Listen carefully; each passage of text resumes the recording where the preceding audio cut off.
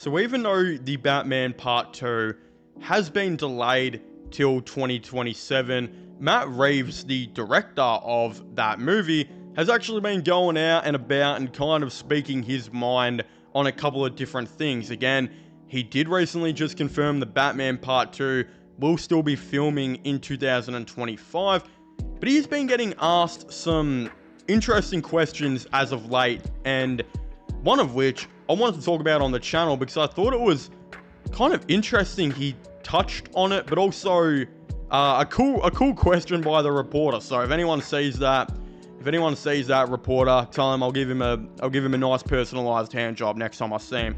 But they did actually talk to him about Ben Affleck's version of Batman, and he actually said, when I read it, Ben's script, I was like, oh, I get it. It was very James Bondian. It was filled with a lot of set pieces. It could have been a very exciting movie. Again, even though I personally love the Batman, and as you guys know, who've been watching the channel, the Batman is my all-time favorite Batman movie. I love it with all my heart and all my soul, and I love how Matt Reeves directs his movies. Again, Dawn of the Planet of the Apes and War of the Planet of the Apes are so goated, and of course the Batman is even extra goated. But a part of me does wonder, like, I sit here as a chunky fat kid who doesn't really do much with his day-to-day, and I sit here and wonder, what could have Ben Affleck's Batman really been about? Again, I'm going to be making a complete separate video on this matter, but to summarize a little bit of it up, just as a sneak peek for you guys for that video, we know the original plans was to have Ben Affleck actually direct it before Matt Reeves came in. Again, there was a script originally written by Ben Affleck, which could have been the James Bondish, version that Matt Reeves read.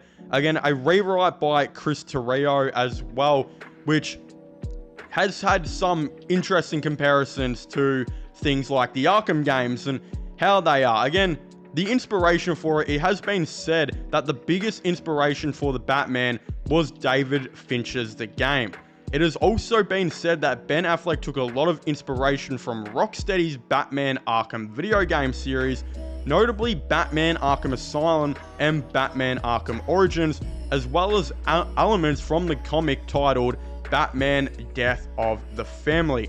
So again, there's a lot of really interesting things here. First of all, we know the Arkham games and kind of the style of those games are very distinctive to it, and it's a very unique Gotham that everyone loves. It's so dark, but also bright and neon, if that makes any sense, especially some of the places in the game. But also, this Batman is a lot different to the Batmans we've had in film, where Robert Pattinson and Christian Bale have been typically lighter, slimmer, more, I want to say, fit and chiseled Batman is kind of the word that I'm trying to get at here, while the Arkham games have a very big, brute-like Batman that we know Ben Affleck's was as well. He's a very big Batman. I mean, we saw in those training shots, this dude was literally looking like freaking prime Arnie back in the day when he was on his special juice that didn't have, of course, a name. So I think that's what Ben Affleck was also going to take from that, is his inspiration as a bigger Batman, a brute Batman, but also how Gotham was going to potentially look. We really didn't get to see much of in the DCEU as well. Like in the Batman, it felt like we got to see more of Gotham in that whole entire thing than really anything we saw too much of in the DCEU. Again, I'll be making a completely separate video to this, really going over the plot, because there's a lot of really interesting things I want to talk about. But just for this video, I want to talk about Matt Reeves' influence as well, because I think Ben Affleck obviously stepping down to direct the Batman probably wasn't a easy thing for him to do, but bringing in a guy like Matt Reeves, who not only is he a great director, but even his cinematography is so good. Again, he gets some cinematography from a bunch of different people. Specifically for this movie, originally with the Ben Affleck one, we see it's supposed to be by a guy named Robert Richardson. And Robert Richardson is just a really iconic cinematographer. Again, movies such as The Aviator, Django Uncharted, Once Upon a Time in Hollywood, films that are done by Tarantino as well, he has worked on, and some of those films really do have a distinctive look to it. So if he was to stay on, how Matt Reeves would have gone with him and gone about their cinematography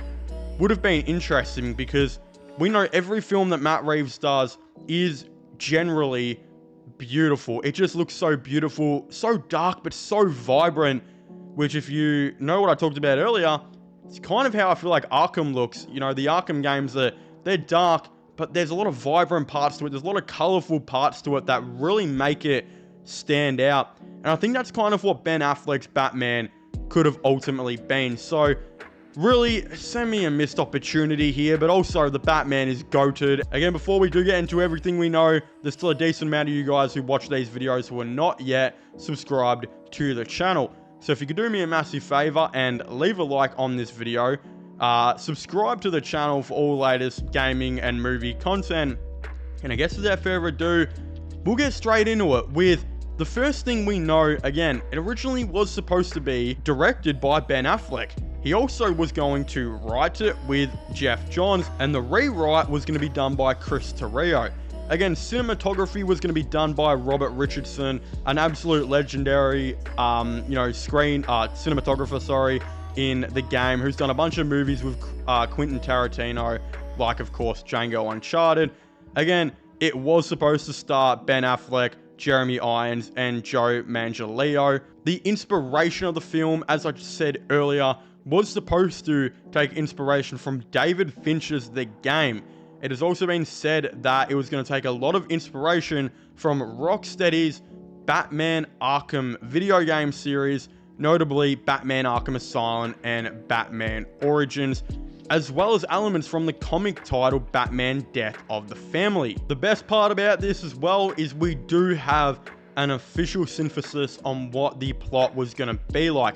It says, after the events of Zack Snyder's Justice League, Lex Luthor is broken out of prison by Slade Wilson, also known as Deathstroke. Lex Luthor then invites him onto his yacht in Monaco. Here, Slade is told that the identity of the Batman is none other than Bruce Wayne, a key piece of information in helping him kill the Dark Knight. Slade Wilson had lost his son and blames Batman for his death. Through the course of the film, Slade systematically dismantles Bruce's life, he destroys Bruce's finances, and he targets those who are close to him.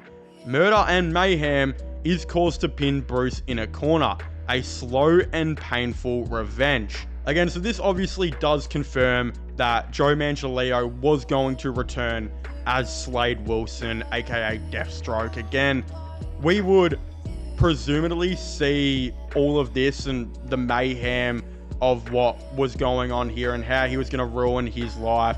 Again, I'm guessing though, after all that was said and done, it would then lead on to Zack Snyder's Justice League Part 2, where Zack Snyder, as we know, had plans for, by the end of that movie, Superman to turn evil, basically destroy all of Gotham and Metropolis and the world, right? And then we know Deathstroke and Batman were supposed to semi-team up, as we saw at the end of Zack Snyder's first Justice League movie, in a nightmare sequence. So they would have kind of had to put their differences together and become not friends, but help each other out in, I guess, defeating Superman. Again, that's really cool to know that that was the plot. There are some elements of the film as well.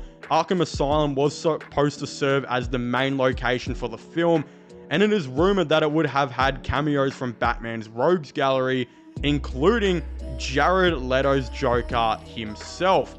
Again, seeing Jared Leto's Joker in Suicide Squad wasn't that great, but what he did in the small little role in Zack Snyder's Justice League was really cool, and we actually see some potential of the absolute mayhem that that character could have caused in future DC, movies under Zack Snyder and this, massive Snyderverse. So that's definitely interesting that Arkham would have been majorly featured again. Arkham Asylum games, inspiration from there. It says, according to cinematographer Robert Richardson, the film was going to be a psychological exploration of Batman with very dark elements. There was supposed to be a big battle between Batman and Deathstroke as well in the film that was heavily inspired by the Batman Arkham's Origins official trailer. Some other things. Alfred was supposed to die in the movie, as confirmed by Zack Snyder's Justice League 2 plans. Deathstroke is described to have been like a shark throughout the film, and Jay Olvia praised the script of the film, specifically calling it the best Batman script he's ever read, and that fans would have absolutely loved it. So yeah, slight missed opportunity here that we never got to see this film. Again, I love the Batman. As mentioned, The Batman is my all-time favorite Batman movie. I love Matt Reeves as a director. I love the cinematography in the film. I love the script, the story, and Robert Pattinson as Batman. But even though all of that sounds so cool and it's the best Batman movie in my opinion, we still got to remember that this also Ben Affleck film could have been pretty goated. Like, it could have been one of the greatest of all time if done well, if directed by Matt Reeves, again, who, as I said, did the Batman my favorite one, and that I think, controversial take, is the best one. Again, I know people say The Dark Knight, and yes, that is probably still true, but even though that was all said and done, Matt Reeves potentially taking over from Ben Affleck and doing this could have been a really good production that I'm super interested to see, and it's crazy. But in saying that, we know that James Gunn looks like he's absolutely cooking in the DCU, giving us a new Batman that we saw sneak peek in Creature Commandos that looks really good, and looks like it's going to be a bigger Batman that will have Arkham elements, and we know a Deathstroke movie is also coming in James Gunn's DCU, meaning that he'll probably go against him in that universe as well. So it seems like some of these abandoned elements could be getting put back into James Gunn's DCU, which is really awesome because I think a lot of it sounds really cool. But again, if you haven't already, please make sure to leave a like and subscribe to the channel for all the latest, gaming content, movie content, all of the above. Comment your thoughts and opinions on this all down below. Do you guys think it's a missed opportunity we never got this film, or what do you guys think? I'd definitely like to know. Subscribe to my IRL/vlog channel and my sports channel. Links for them will be in the description down below. And I guess I'll see you guys next time. Goodbye.